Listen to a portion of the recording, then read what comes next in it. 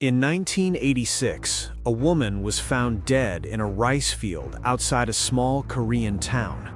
Then another, then another.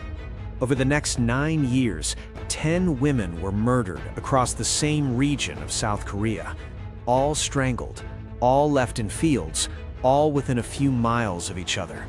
The killer was never caught. For 30 years, the case went cold.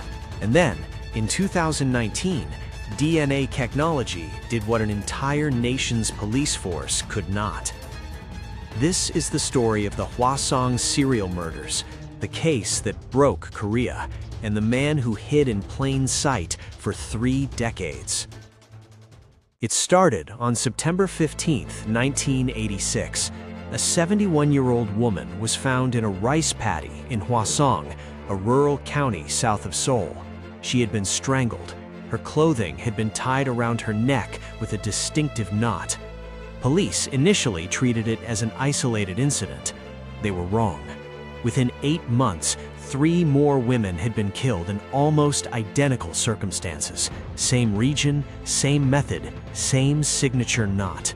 The victims ranged in age from 13 to 71. There was no obvious pattern to who he chose. What unified them was simpler and more terrifying. They were alone, and they were outside after dark. By 1988, South Korea was gripped by fear.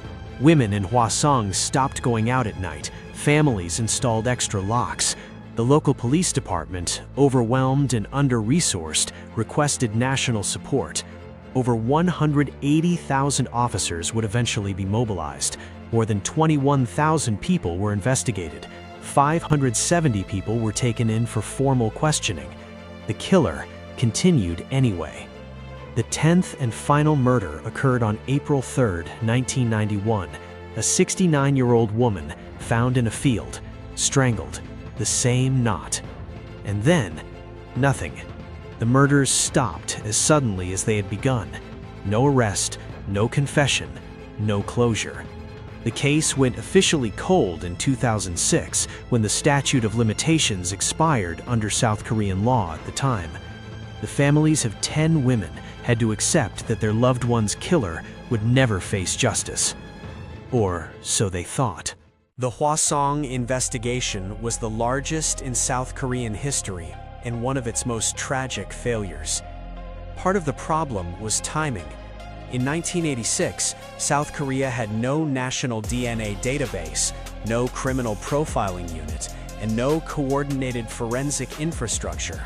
Investigators were working with tools simply not built for a case this complex. What they did have was pressure. The murders had become a national obsession. Politicians demanded results. Media coverage was relentless. And that pressure produced its own disasters. At least 2 men were wrongfully convicted in connection with the case. One, a young man named Unsolved, spent nearly 20 years in prison for a murder he did not commit. He was exonerated in 2020, 34 years after the crime. The lead detective on the case, a man named Hwaseong, became so consumed by the investigation that it defined his entire career. He retired without solving it. In interviews years later, he described the case as the one wound that never healed. The murders also inspired one of South Korea's most acclaimed films. Bong Joon-ho, the director who would later win the Academy Award for Parasite, made Memories of Murder in 2003, a fictionalized account of the investigation. The film ends with the detective staring directly into the camera. The killer never found. It was a gut punch that audiences across Korea felt personally. For many, the movie was the closest thing to justice they would ever get. In September 2019, the Gyeonggi Nambu Provincial Police Agency announced something that stunned the country. Using advanced DNA analysis technology that had not existed during the original investigation, forensic scientists had re-examined evidence collected from the crime scenes decades earlier. They found a match in the national database. The match pointed to a man already in prison. Lee Chun-jae, 56 years old at the time of the announcement, was serving a life sentence at Busan Prison, convicted in 1994 for the rape and murder of his sister-in-law, a crime committed after the Hwaseong murders had stopped. He had been living 30 kilometers from Hwaseong when the killings occurred. He had been interviewed by police during the original investigation and released. When detectives visited him in prison and confronted him with the DNA evidence, Lee Chun-jae confessed, not just to the 10 Hwaseong murders, but to 14 additional killings and 30 rapes across South Korea, spanning the same period. He had been one of the most prolific serial killers in Korean history, and for 33 years, no one had known his name. Because the statute of limitations had expired, Lee Chun-jae could not be charged for the Hwaseong murders. He remains in prison for the murder of his sister-in-law, but he will never formally stand trial for the 10 women in the rice fields. The confession brought something, but not everything. Families of the victims finally had a name. They finally knew who had taken their mothers, their daughters, their sisters. Some described it as relief. Others said it deepened the grief because knowing made the injustice feel more real.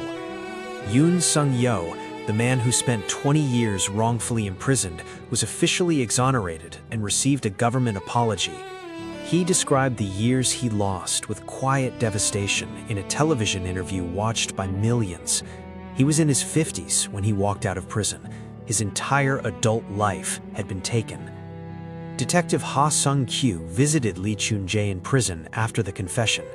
He sat across from the man he had hunted for decades and asked him why. Lee Chun-jae said he killed because he wanted to. Hwaseong said it was the most chilling moment of his life. The case forced South Korea to reckon with its failures, the pressure-driven investigations, the wrongful convictions, the limits of pre-DNA forensics. Legal reforms followed. The statute of limitations for murder was abolished. A national cold case review unit was established. 10 women were murdered in rice fields outside a small Korean town. For 33 years, no one knew who did it. Now they do. And in South Korea, that is both everything and not nearly enough.